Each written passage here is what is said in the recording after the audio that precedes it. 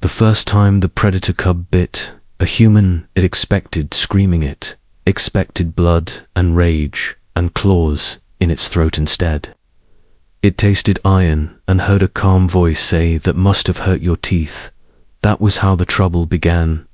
Horizon Gate Station, hung above a red dwarf star at the edge of mapped space, it was a human-built station, all hard angles and reinforced. Glass and corridors wide enough for armored soldiers to run in formation. It was also the first place the Cathari had agreed to send their young for cultural exchange. The war between humans and Cathari had ended 8 cycles, Oder not, with surrender not, with conquest, with exhaustion. Both species had learned that the other did not break easily. Humans were soft-skinned but were furred and fanged but not invincible. Now there was peace that felt like a blade balanced on its edge. Commander Elias Ward stood in the arrival bay with a sealed medical patch hidden under his sleeve from an old scar the Cathari had given him. Years before, across from him, the Cathari delegation entered in disciplined celestial forms covered in dark ash-colored amber eyes, sharp and measuring, and between them, padding with restless energy, came the cubit's name was Rith had been told humans were dangerous. Rith had also been told humans were prey once. The contradiction itched in the back of the cub's mind like an unshed clawwin. The formal greetings ended. Rith slipped away from the adult Sit's paws, made almost no sound on the metal floor. It circled the human commander and inhaled deeply. The human smelled of metal and soap and something warm beneath. You are small for a war leader, Rith said. Several human soldiers stiffened. Commander Ward only crouched so that his eyes were level with the cub. You are young for a diplomat, he replied. Rith flicked its tail. You a predator? Yes, prove. Eat. A ripple of tension passed through both groups there.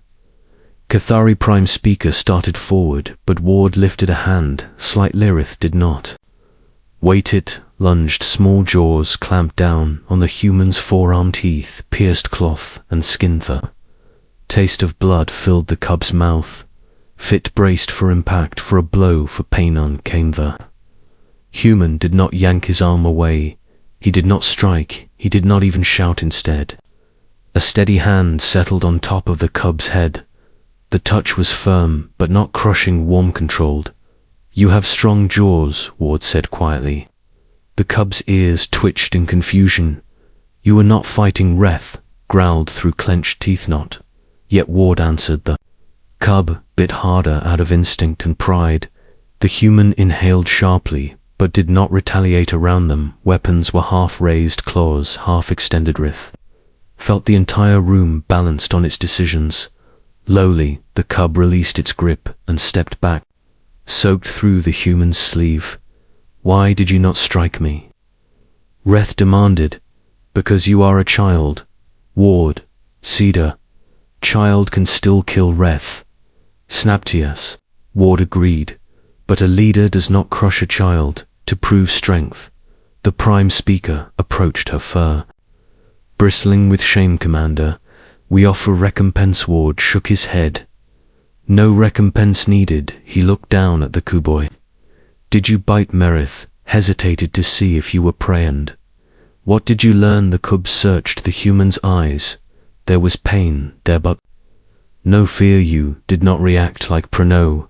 You also did not react like a Cathari warrior. Ward almost smiled. That is because I am human. Silence stretched between. Themrith glanced at the blood again. A strange tightness formed in its chest. I have caused you harm. Yes, the word was simple and honest. Among the Cathari, harm demanded dominance or retaliation, but the human only waited. The cub forced the next words out like pulling a thorn from flesh. I am sorry. The docking bay seemed to exhale. The Prime Speaker stared at the cub in stunned disbelief. Never before had a Cathari cub apologized to an outsider for a test of strength. Ford extended his uninjured hand. Apology. Accept. Rith looked at the offered hand, as if it were a puzzle. Slowly it placed its paw against the human's palm. No class. The human's grip tightened briefly, not in threat, but in acknowledgement. In the medical ward, as a medic sealed the bite wounds, Ward listened to the whispered reactions of his crew. "You should have dropped it." One Marine muttered. "That was a dominance challenge." Ward flexed his fingers. "Exactly. If I crushed a cub, what would its people learn? That humans are dangerous. They already know that." Ward said, "I would rather they learn we choose when to be." Across the station, Reth sat alone in a guest chamber designed for Cathari physiology. Its jaws still tingled, not from the bite, from the memory of the hand on its head. The prime speaker entered quietly. "Embarrassed our delegation," she said. Reth lowered its ears. "Did you apologize?" "Because he did not strike me," the prime speaker paced slowly. "Humans are inconsistent predators. They wage total war, yet build hospitals for their enemies. They destroy fleets, then send aid supplies." Reth looked up. "Is that weakness?" "No," the speaker admitted softly. "It may be disciplined." The next cycle training demonstrations were scheduled. Humans showcased engineering drones and adaptive shielding. Cathari displayed martial forms, precise and lethal. Reth watched Commander Ward the entire time. The human moved with contained energy, like a coiled spring. When he laughed, it was full and unguarded. When he listened, he gave full attention. There was no false dominance in him. Finelli. Reth approached again. "Commander Wardius," Rethi wished to test you once more. The nearby soldiers tensed, but Ward only raised an eyebrow. "How in sparring with rules?" Ward considered for a moment, then nodded. "In the training hala circle formed of humans and Cathari.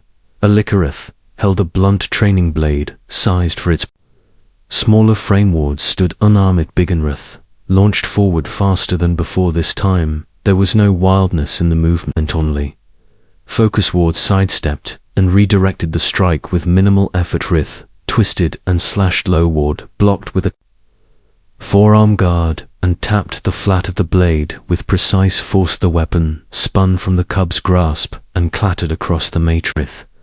Lunged to grapple. Ward pivoted behind the cub and with smooth efficiency pinned it face down. One arm controlled both of Ref's wrists, his weight distribution perfect. No strain, no cruelty, total dominance without damage. Erith struggled once, wise, then stilled. Ward released and stepped back. Immediately, the crowd remained silent, absorbing what they had witnessed. Sidrith rose slowly. "You could have broken my limbs."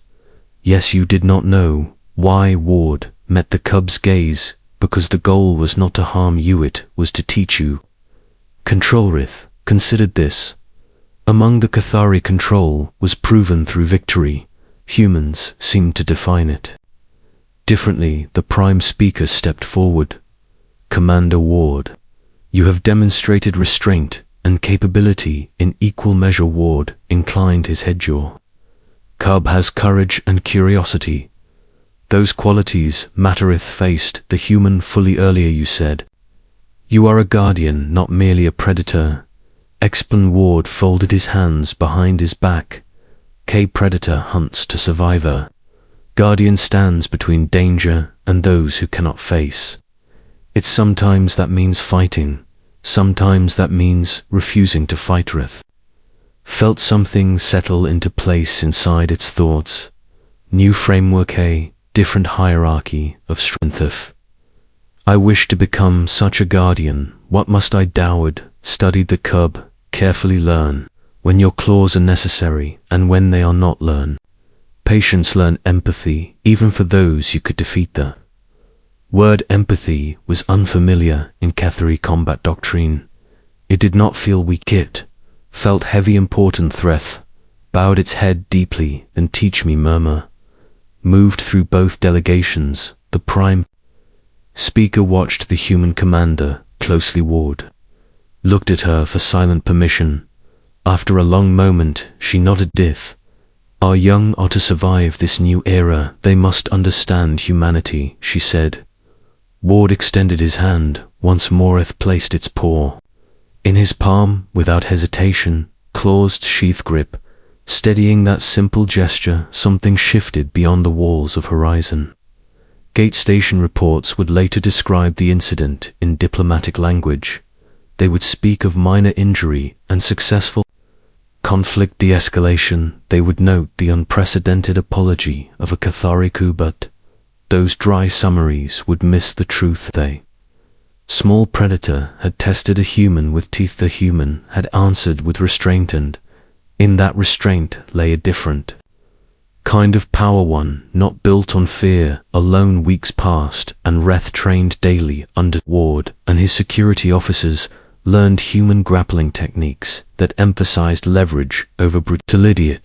Studied human history, including the war's humanity, regretted, and the alliances it cherished in return. Reth taught the humans about Cathari, pack bonds and ritualized combat trusts, grew in shared sweat and honest conversation. One evening, as the red dwarf star flared outside the viewport, Reth sat beside Ward, overlooking the endless dark. Commander, it said quietly, when I bit you, I wanted to see if you would prove me right about humans' end. Did I know you proved something better? Ward glanced at the faint scars on his arm. Now nearly Helod Gudrath's tail curled around its paws in contentment. I am glad I apologized. So am I, Ward replied, because that was the moment you stopped being just a predator. Kubrith tilted its head. What did I become? Ward looked out at the stars, where human and Cathari ships now traveled the same lanes. You became the future.